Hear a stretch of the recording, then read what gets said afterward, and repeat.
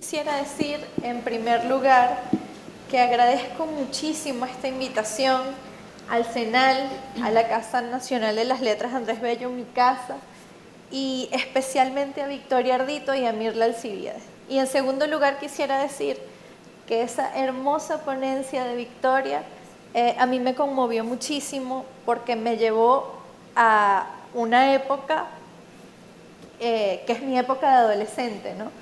Ese poema no lo recordaba y cuando te lo oí enseguida me llegó y fue para mí una gran sorpresa, de verdad que te lo agradezco mucho. Y todo eso, todo ese recuento que hiciste acerca del circuito fue para mí oírte, fue vivirlo en la memoria. Y eso de verdad que te lo agradezco mucho. Esta ponencia que les traigo hoy se titula El asidero de la palabra.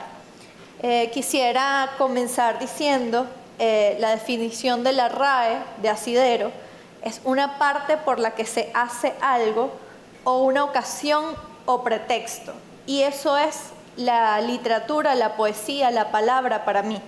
Una parte por donde puedo asir la vida y una ocasión o un pretexto para mantenerme en ella.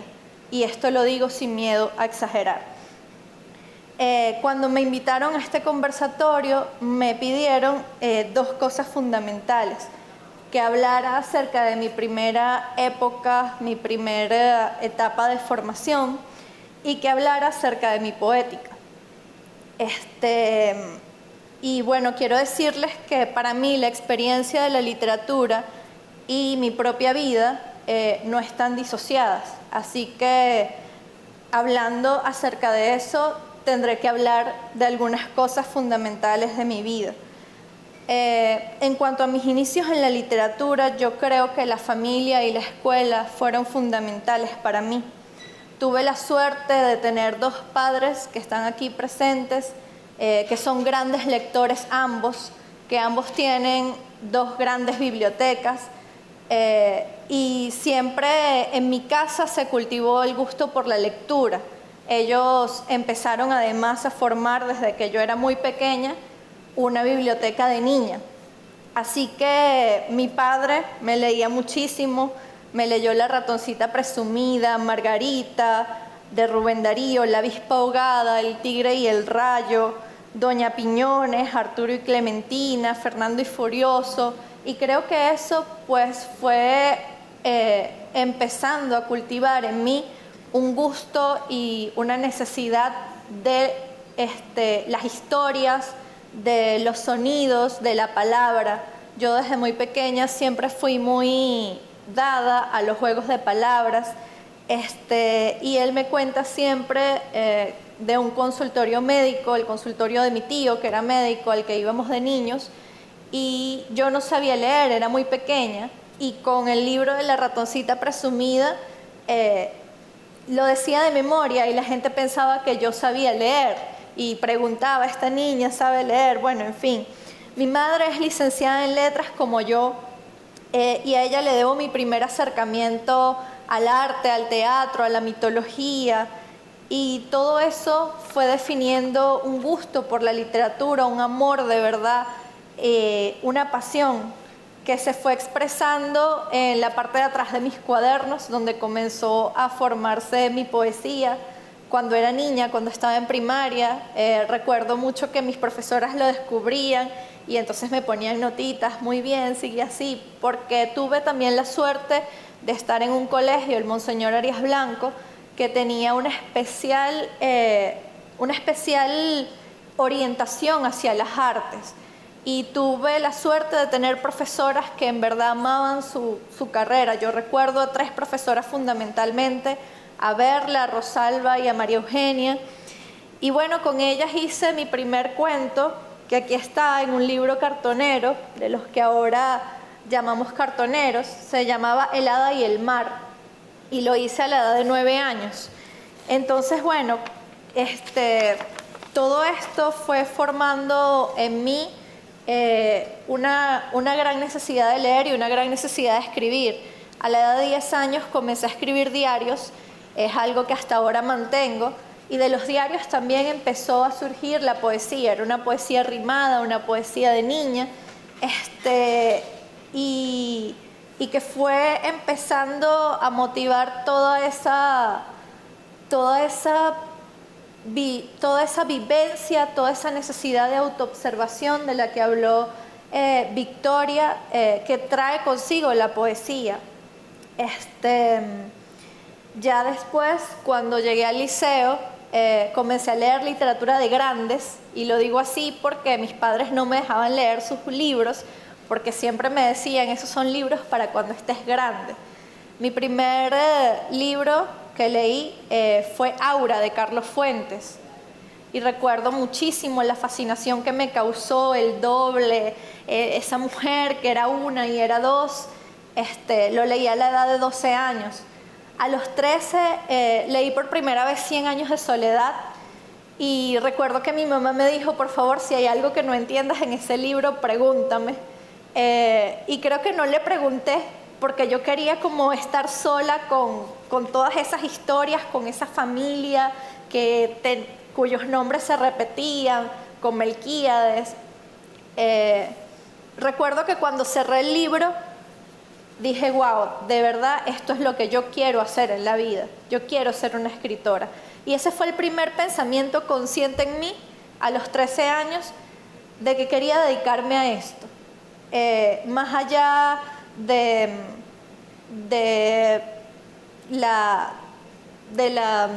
los reconocimientos, más allá de todas esas cosas, era la necesidad de crear historias, era la necesidad de crear mundos, era la necesidad de experimentar con el lenguaje, lo que fue mi primera y sigue siendo mi primera motivación para mantenerme en la poesía y en la literatura. Por esa época comencé a leer autores, muchísimos.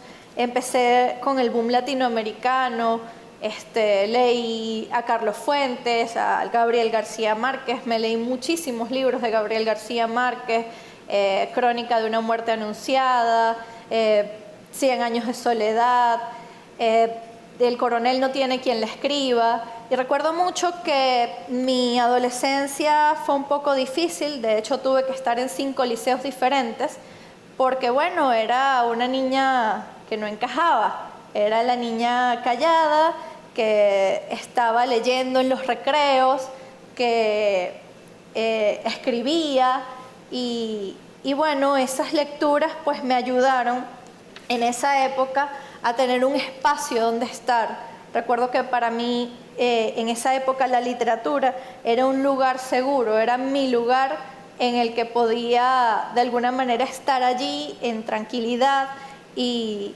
estar acompañada de todos esos personajes que existían porque yo los leía y porque estaban allí. Y bueno, por esa época leí Cartas a un joven poeta de Rainer María Rilke, que me lo recomendó mi madre, Tristán e Isolda, que fue una maravilla, incluso lo volví a leer a los 17. Y bueno, esas fueron mis primeras lecturas. Mi madre siempre me estuvo guiando por esa época. Y bueno, luego vino un hito para mí enorme, que como lo dijo Victoria, fue un antes y un después, que fue el circuito liceísta de las letras.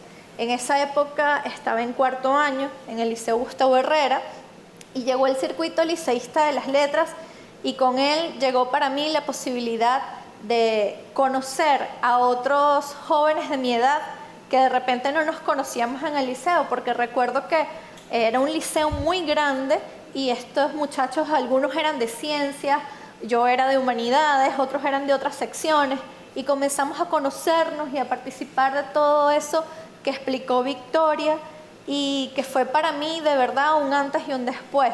Fue fundamental estar los viernes, recuerdo, con Raquel Molina y con Victoria en los talleres, estar atenta a los talleres que además nos daban escritores que ellas invitaban al liceo.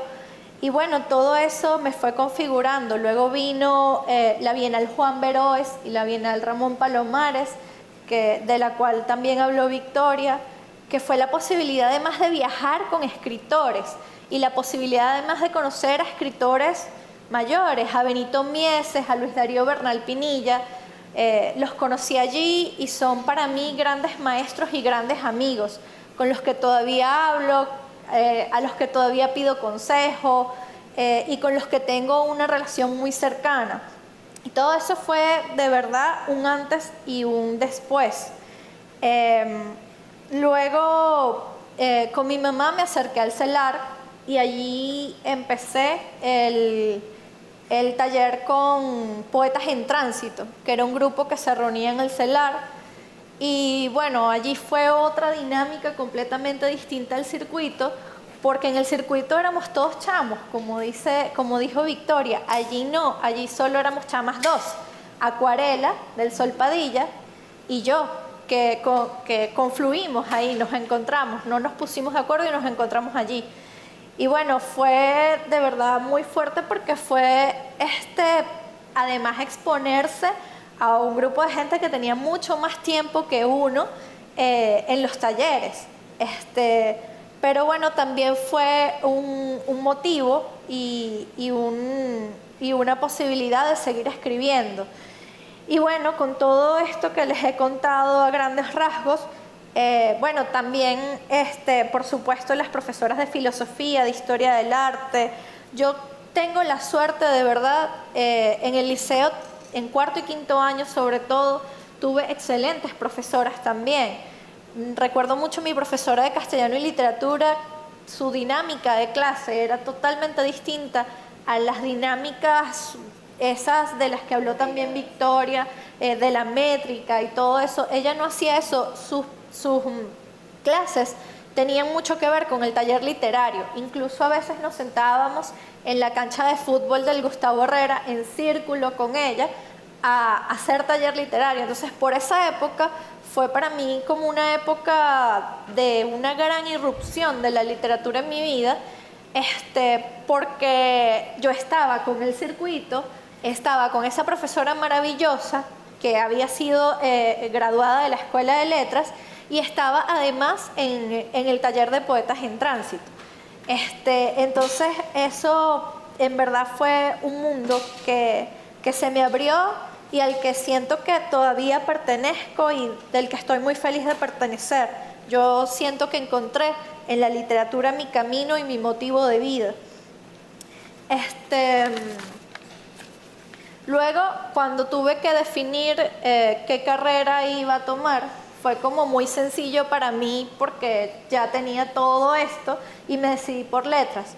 Realmente mi decisión de estudiar letras provino del gusto, del placer. Yo necesitaba un método de lectura más organizado y necesitaba dedicarme a eso, y era lo que quería hacer. Y bueno, entré a la Escuela de Letras, allí mis lecturas se hicieron más adultas y más amplias, mi comprensión de la literatura se hizo más grande. Allí encontré grandes profesores también, y profesores cuya amistad todavía conservo. Allí conocí a mi gran amiga, la poeta Caneo Orguinzones, con quien compartí muchísimo. Creo que ambas estábamos en un momento de nuestras vidas en la que estábamos descubriendo autores, estábamos escribiendo y nos pasábamos los libros, nos pasábamos las cosas que escribíamos. Teníamos un mini taller entre ella y yo, y de verdad que fue una amistad muy fructífera. Ella creó el colectivo Los Fulanos Esos, al que también yo me uní, y posteriormente nos llamamos Las Fulanas Esas porque variaron los integrantes y éramos luego puras mujeres. Fue una amistad muy fructífera. Lamentablemente ella apuró su partida.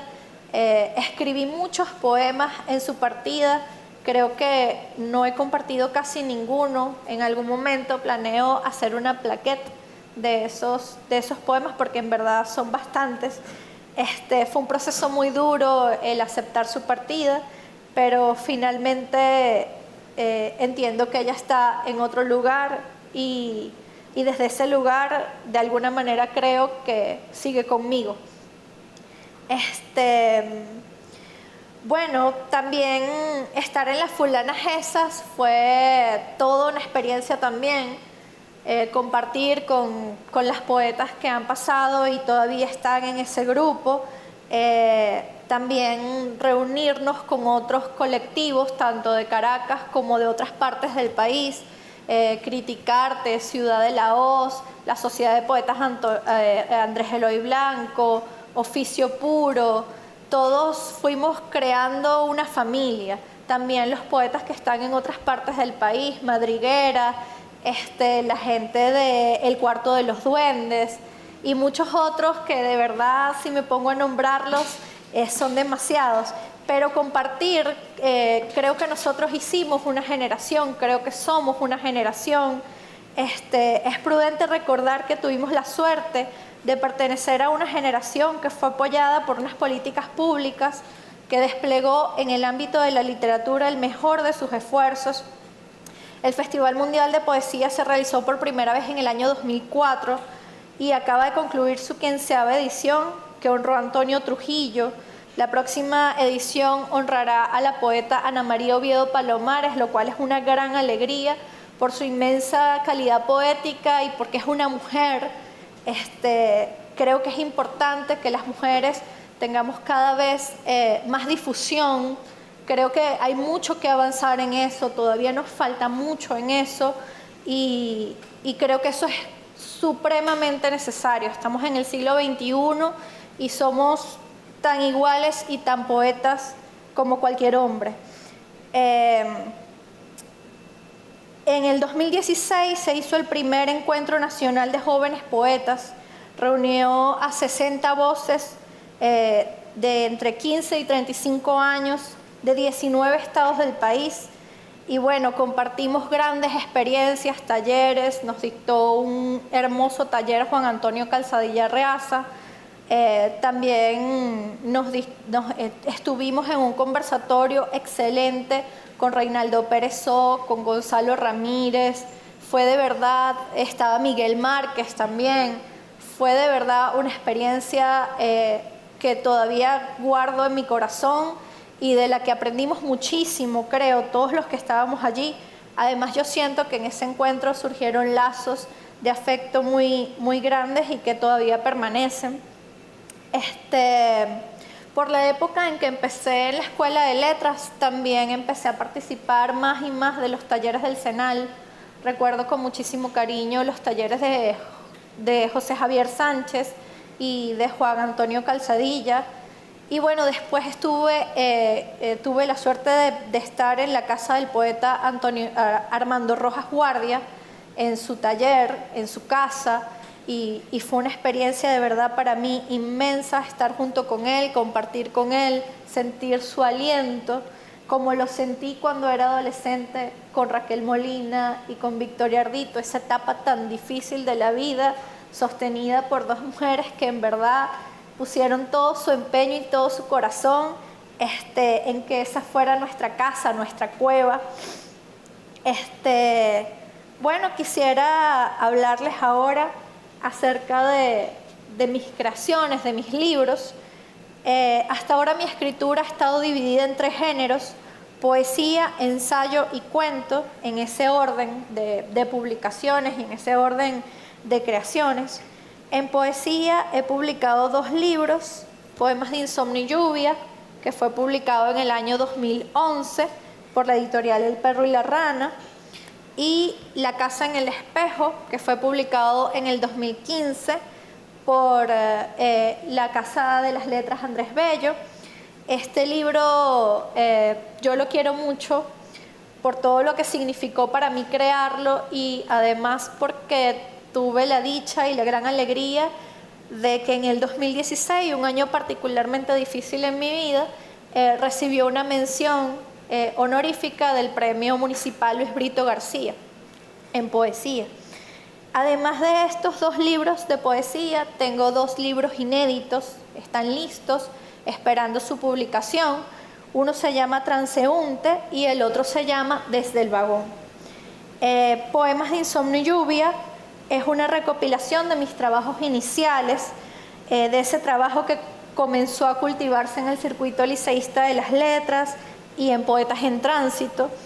Tiene una especie de advertencia en la que explico que este poemario tiene mucho de murmullo, que son los primeros pasos de un ser que decidió vivir la poesía y transitarla ese camino poco a poco y con calma. De hecho, digo que largo y arduo es el camino de la poesía y así lo creo. Son poemas escritos entre 1999 y 2004, así que también le tengo mucho cariño. Creo que su importancia en el contexto de mis creaciones tiene que ver con que los temas que están aquí prefigurados después son abordados en otras creaciones de una manera que yo considero más profunda, más adulta. Está el tema del insomnio, que es un tema recurrente en mi escritura y en mi vida en general. Está el tema de la soledad. También está el tema de la ciudad, con el que después profundizo en los libros Transeúnte y Desde el Vagón. Está el tema de la locura, que está más profundizado en La casa en el espejo. Y está el tema del amor. Quisiera leer de este libro un poema, se llama Dos invitados. De esa pared surgió el tiempo, mientras jugábamos entre las sábanas, y se posó certero al otro lado de la almohada. Ha llovido de más y he llorado de menos. Mi indolencia ha matado cualquier moralidad. Mientras regabas con tus besos la arena de mi cuerpo, del techo bajó la duda y se sentó a observar. Son poemas que tienen mucho de murmullo, considero yo, como ya lo dije, pero creo que tienen ese valor de ir siendo parte del camino, ¿no? De ese camino que se conformó hace tanto tiempo en mi vida. En el cuento sobre mi formación no lo dije, pero creo que es necesario hacerlo porque esto explica de alguna manera mi relación con la palabra y la inmensa necesidad que tengo de ella. Mi definición de esta como asidero también está explicada por esto. En mi adolescencia comencé a sufrir de un insomnio persistente. Me fue diagnosticada una condición de salud que implica desbalances bioquímicos en algunos químicos de mi cerebro. Y para recuperarme tuve que suspender en el liceo, de hecho, un año de mis estudios. El tiempo que estuve retirada de todos estos espacios, desde el 2016 más o menos hasta el 2020, 2019, tuvo que ver con eso. Sin embargo, para sortear todos estos abismos, ha sido la literatura lo más importante para mí, además de mi familia y los afectos, los amigos. La casa en el espejo, mi segundo libro, 2015, surge precisamente en medio de ese proceso, en un momento particularmente difícil. Lo comencé a escribir en el 2011, al igual que el libro inédito Desde el Vagón. La casa en el espejo fue escrito en un tiempo que no superó los 2 meses, en noches y días en los que no podía dormir ni siquiera con la medicación. Y fue la poesía mi necesidad, y por eso siempre digo que este es el libro que necesité escribir en ese tiempo. Este es el libro que me salvó en ese tiempo. Por supuesto, tuvo un tiempo largo de decantación y trabajo, desde el 2011 al 2015, cuando fue publicado. Y en el año 2014, creo, me lo solicitó Daniel Molina, quien trabajaba en esa época en la Casa Bello. Y bueno, fue publicado. En este libro creo que están patentes las influencias de varias escritoras que leía por esa época: Hani Ossot, la narradora Virginia Woolf y la poeta Alejandra Pizarnik. Ese duro momento que viví en el 2011 pude sortearlo por esa combinación de factores que les mencioné. El primer borrador de mi libro Desde el Vagón fue terminado en el año 2013 y como les cuento lo comencé a la par que La casa en el espejo. Siento que desde el vagón la influencia fundamental fue para mí el poeta Juan Calzadilla, quien se convirtió por esa época en mi maestro y en mi amigo. Él leyó este libro, La casa en el espejo, y sus sugerencias fueron para mí de gran importancia, además de su aliento, su cercanía, eso maravilloso que tiene Juan de siempre estar abierto a conversar con uno, de no poner esa distancia que a veces alguna gente pone. Él no, él es una persona tan cercana que casi parece un contemporáneo nuestro, con el que te puedes reír, con el que puedes contarle cosas más allá incluso de la poesía. También debo decir que en el año 2011 y 2012, en el taller de Armando Rojas Guardia, trabajé también junto con él La casa en el espejo. Recuerdo que con Armando, cuando llevé el tercer poema de La casa en el espejo, me dijo con su voz que era tan particular: María José, pero esto es un libro. Recuerdo claramente ese momento y todo su aliento y toda la formación que recibí en ese taller. Además estuve bastante tiempo en ese taller, creo que año y medio más o menos, 2 años más o menos. Fue un tiempo bastante largo de ir a su casa y de compartir además con otros poetas. Luego de esos 2 meses de insomnio fuerte, de no dormir en absoluto algunos días, recobré mi salud y ya tenía el primer borrador de mi segundo libro y el inicio del tercero. Los temas de ese libro son una profundización mucho más madura de los temas abordados en mi libro anterior. 3 de ellos fundamentalmente: la psiquis, la poesía y el amor. Todo el poemario está estructurado en las partes de una casa: 3 habitaciones y el balcón. En este poemario está presente lo fragmentario, el azar, lo oscuro de un viaje al Hades personal, la reflexión poética en su segunda habitación, ella es la poesía.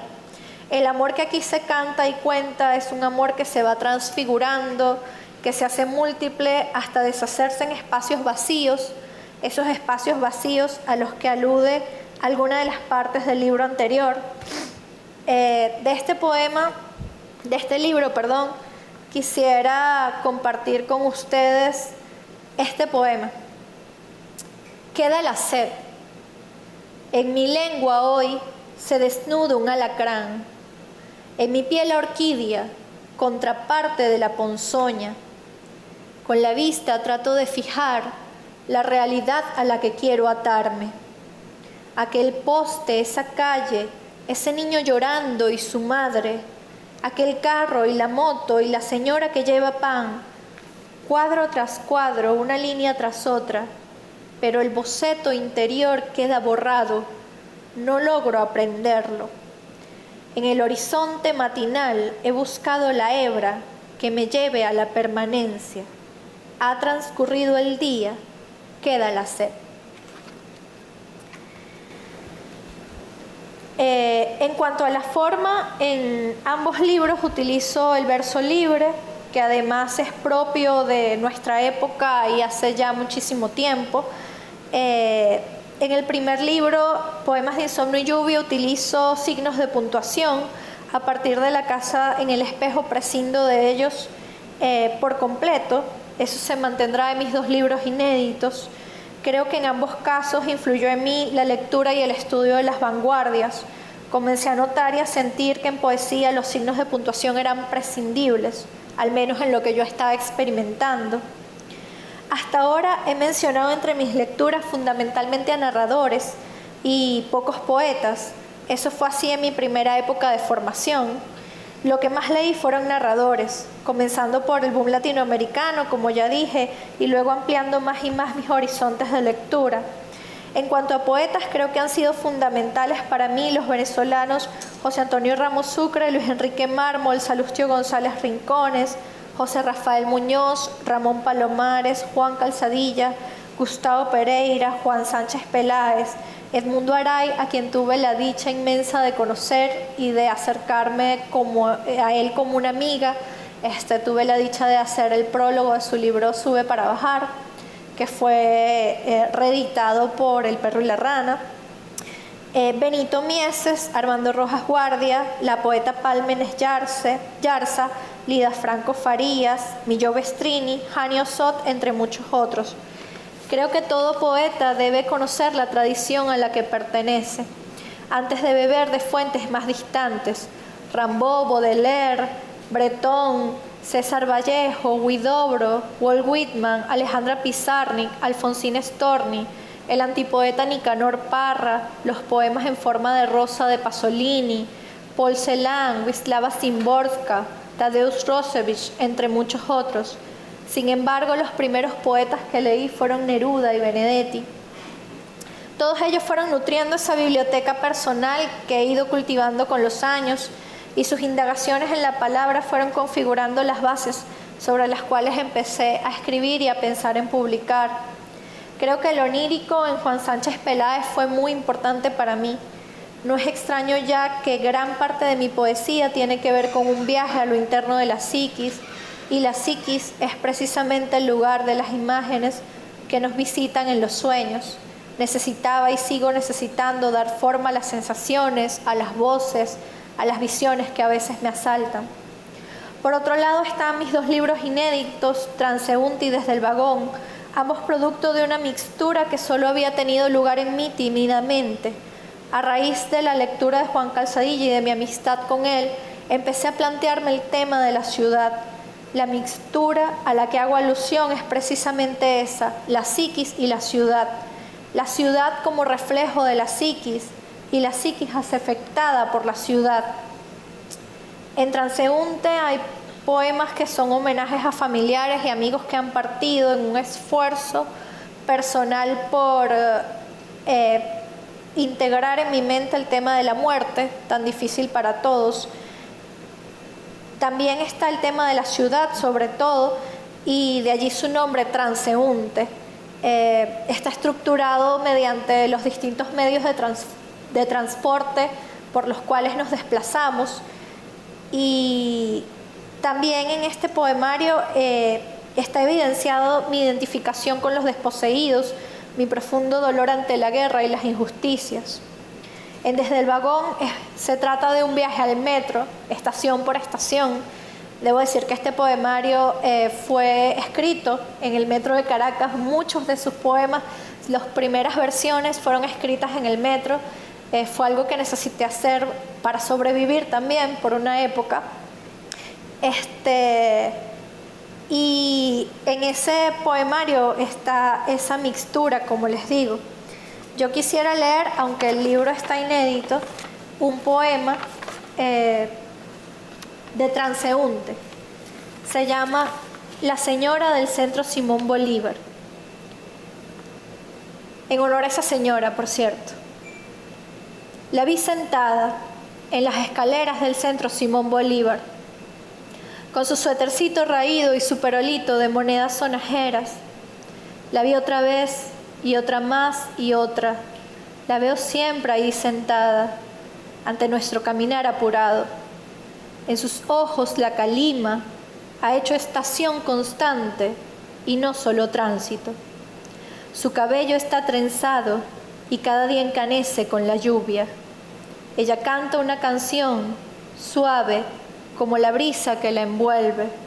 La veo siempre ante el silencio en las escaleras del Centro Simón Bolívar. De mi libro Desde el vagón, que también está inédito, quisiera leerles este poema. Se llama Estación La Bandera, paisaje caraqueño a media voz. Vuélvese caliginosa la tarde en la ciudad y sin embargo, destellos se reflejan en los vidrios de los edificios. He decidido caminar, no tomar el metro. El bullicio se suspende y es solo murmullo lo que se va desprendiendo y me llega por oleadas.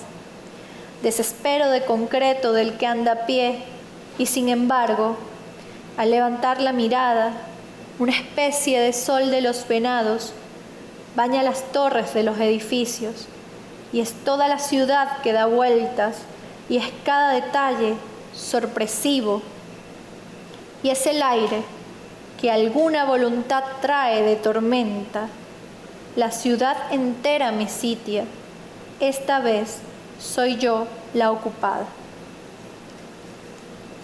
Hay otros 2 libros que forman parte de mi quehacer literario, y estos son Versos diversos, antología sexo-género diversa, contemporánea e hispanoamericana, que compilé junto con mi amigo José Zambrano. Él me planteó este proyecto, me pidió que lo apoyara a realizarlo, y aunque no pertenezco a la comunidad sexo-género diversa, pues decidí hacerlo precisamente por mi identificación con todas aquellas personas que son excluidas, que son marginadas.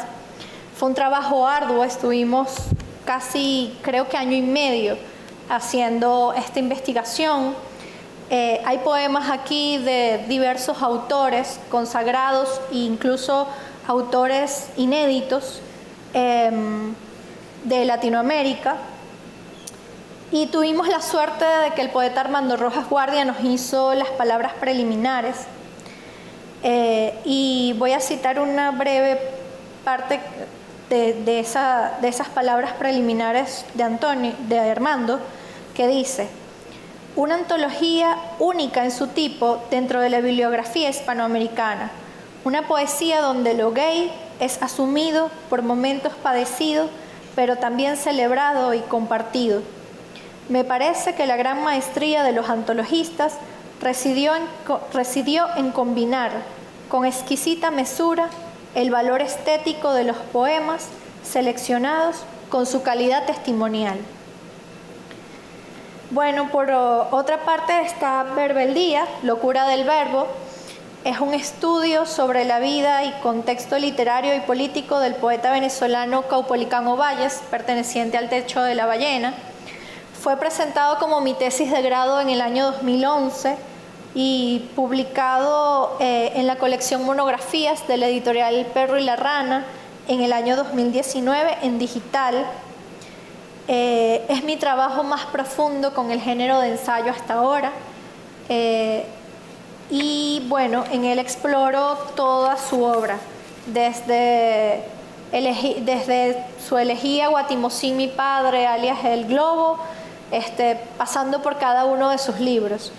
Fue para mí de verdad un viaje enorme pasearme por cada uno de sus libros, ir a la Hemeroteca Nacional, donde hice gran parte de la investigación, a la Biblioteca Nacional, donde de hecho conocí en la sala de libros raros al poeta Gabriel Saldivia, que también es un gran amigo y que fue una excelente guía en ese proceso.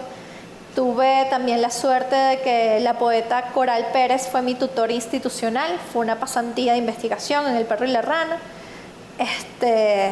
Y bueno, ese es ese libro. En el año 2013 se realizó el coloquio sobre poesía venezolana contemporánea. Allí presenté un ensayo acerca de So, Anatomía del Insecto, que es el libro de la poeta Caneo Arguinzones. Ese ensayo se llamaba So, la disección de la locura, de Caneo Arguinzones, quien ganó con ese libro el premio Inéditos de Monte Ávila Editores en el año 2011. Los trabajos presentados fueron publicados por la Casa de las Letras Andrés Bello en el año 2014, en este volumen, que recopila diversos ensayos que fueron parte de ese coloquio de poesía. Bueno, por último, quisiera comentarles que estoy compilando actualmente varios ensayos literarios que tengo dispersos y reuniéndolos en un solo volumen. Hay en este libro ensayos muy diversos, desde Nietzsche, Janio Sot, Ramón Palomares, El Caballero de la Carreta, de Cetrián de Torres, sobre la escritora Jamaica Kincaid. También estoy trabajando actualmente en 3 poemarios a la vez. Yo tengo la manía y la premura, la necesidad de escribir varios proyectos al mismo tiempo, que luego voy macerando también por un largo tiempo. Considero que la verdadera escritura es la reescritura y tallo mis poemas cada vez con más detenimiento. Por otro lado, está un libro de cuentos que escribí en el año 2014 en el taller del CELAR, que realicé con Carlos Noguera y terminé con Luis Laya, y que este año terminé de trabajar. También está a la espera de su publicación. Creo que lo que reúne este volumen es la atmósfera y los temas que en él se trabajan. Todos transcurren en la ciudad, todos están atravesados por la alienación, la soledad, el desarraigo, la locura, las obsesiones de sus personajes. Uno de esos cuentos, el que da nombre al volumen, se llama Gestación, cuento que ganó el premio Metro Relatos, auspiciado por Monteavil Editores y el Metro de Caracas en 2013. En él está lo que yo llamo la mecanización del ser humano, su conversión en máquina, en medio de la ciudad, en medio del tránsito. Y la acción de ese cuento transcurre en el Metro de Caracas. La importancia del Metro de Caracas en mi creación es inmensa. En estos días, hablando con un gran amigo que está aquí presente, el poeta Ennio Tucci, yo le estaba diciendo que el metro es un hervidero de imaginación. Le hablábamos de cómo se imagina uno historias en el metro. Son historias imantadas en tránsito, como digo en uno de mis versos. Bueno, yo quisiera cerrar con un poema que está aquí y que es parte de estos 3 libros que estoy trabajando actualmente, parte de uno de ellos. Se llama Autorretrato. Fui silencio, sí, y la tarde abrió en mi pecho la rosa de los vientos. Fui silencio, sí, y conservé intacto en mis ojos el pulso de la palabra. Fui silencio, sí, fui otra. ¿Dónde está esa otra que me habitaba? Aquel silencio no era este que ahora poseo, no era la calma que ahora resguardo en mi pecho, entre concreto y niebla. Esto soy, la mansa llama de una vela ardiendo y su crepitar en mis sienes. Para concluir, reitero que en medio del bullicio de la ciudad, de las voces internas del insomnio, de los múltiples sentidos que atraviesan nuestro andar, la poesía ha sido para mí mi asidero, mi contra, mi salvación.